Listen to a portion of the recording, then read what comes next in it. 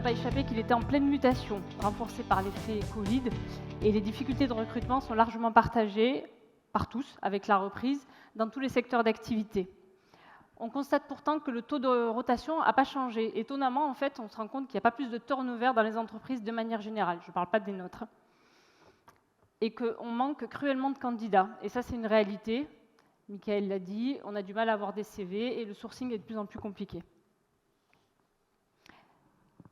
Si la période du Covid a accéléré le changement de mentalité, en fait, on se rend compte que les gens ne recherchent pas la même chose.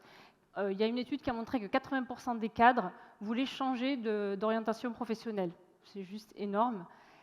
Alors, c'est les cadres, mais les non-cadres sont concernés également dans une moindre proportion. Et ils veulent travailler différemment. On se rend compte quand même que la première motivation, même si on veut travailler différemment, ça reste la rémunération. On est donc dans une situation très tendue.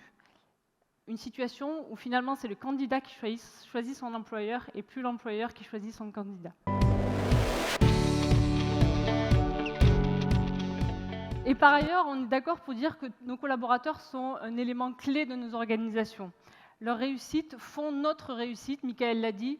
Si eux ils réussissent, on réussit et pendant ce temps on va faire des affaires. On est donc parfois obligé d'avoir des candidats inexpérimentés. Ce qui est privilégié désormais, c'est le savoir-être, le savoir accueillir et écouter un client.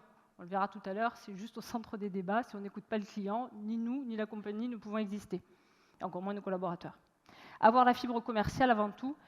Et ça, vous serez d'accord avec moi pour dire que ça ne s'apprend pas en BTS Assurance. Pour garder les collaborateurs, il y a une nécessité d'aller chercher plus loin, de comprendre ce qui les motive, de mettre en place une dynamique défidélisante. C'est pour ça qu'on les a interrogés.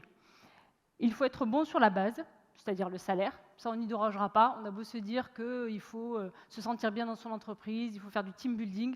Si le salaire qui est la base ne suit pas, on ne déroge pas à la règle. Nos salariés ils regardent d'abord les rémunérations et on a vu d'ailleurs dans les retours que c'était le critère numéro 1.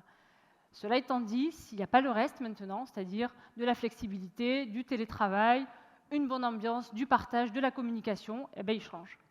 Promouvoir, recruter, former, gérer et piloter nos agences et valoriser et fidéliser nos collaborateurs. Nous avons lancé notre marque, Réussir RH. Cette marque a été lancée au 1er janvier 2021, se décline en deux volets. Un premier volet sourcing et une offre complète de recrutement à des conditions tarifaires avantageuses négociées pour nous adhérents.